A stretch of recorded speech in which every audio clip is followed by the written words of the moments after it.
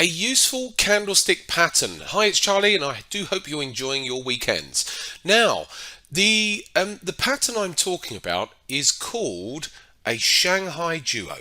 So, if I use my pen here, and which needs an update, and if I put it on, a Shanghai Duo is when you get a combination of simply it's two candlestick reversal type patterns. So if you've had price coming down, for argument's sake, and then you get maybe a hammer candlestick, and maybe you get something like a doji candlestick as well. That would be a Shanghai Duo. But also, you've got a hammer and a doji. It could be the other way around. Doji first, then a hammer. You could have, what other candlestick type reversal type patterns could you have? So you could have something like a spinning top as well. So a spinning top, if I can actually draw that on, there we go, a spinning top and a doji or a hammer or something like that. Or an inverted hammer, because obviously that's a bottom reversing candlestick as well. An inverted hammer followed by a doji or something like that. So that would be the sort of combination that you'd be looking for.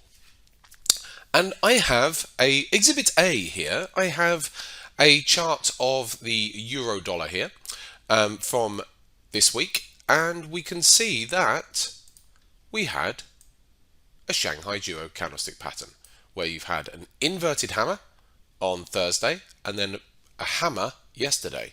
So now with all candlestick patterns or reversal patterns or whatever, it's still no guarantee. Nothing's 100% in the market so that, oh, that's it, it's definitely going to go higher. But these combinations, they are useful. If you were looking for a reversal, maybe your analysis is calling for the market to go up, and combined with that analysis, you get some candlestick patterns. Well, that's then you're building a picture then that's coming into play. So we have had a Shanghai Duo down here. Now, that's a Shanghai Duo. What happens if it happens, another candle comes in? So you get an inverted hammer, and then you get something like a hammer, like in this combination here, and then you get a doji. Yes, oops.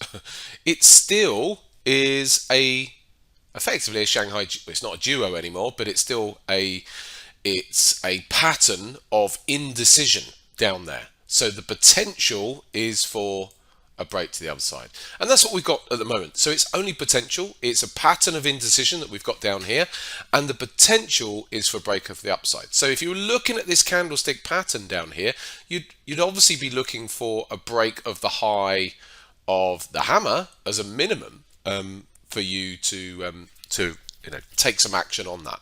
So that's where we're at now. If I can press pause here. So from here, where do we go? That's the next question, isn't it? I guess within this context of this video. Well, the euro got down to 30 pips below 101. I think it was 170 yesterday. So there's a lot of talk about parity. I'm talking about it a lot. Of course, there's going to be. So, and I tweeted yesterday that what could happen is either price gets down to close to parity but then falls short of it, a bit like we've done so far, or would have just crashed on through it and gone straight to 99 or whatever. So as it stands, we've fallen short of it. Now, I would still be looking for this market to come down and get to parity at some point. I would still be looking for that now. It's broken so far. I have got a nice trend channel, as you can see on my charts here, so the potential is to come down to that lower trend line as well. So I would be looking for that. But in the short term, obviously anything can happen. We've got inflation figures coming out next week, so they're going to be a big market mover. I would have thought those inflation figures would be coming down a little bit, and so that could help a retracement of the dollar. However, the inevitability, whether you've got a Shanghai Duo down, candlestick reversal patterns down here, or whatever else, the inevitability of at some point the euro now coming back down for parity is there.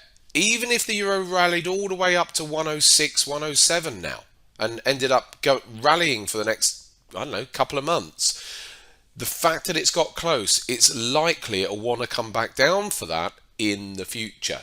So we'll be watching that with intent over the coming weeks and months, whether it decides to take a few months before it comes back over, or in fact it just comes straight down on Monday. We shall soon see. But the point of the video is, do look at these situations where you get Shanghai duos. There's one there, look.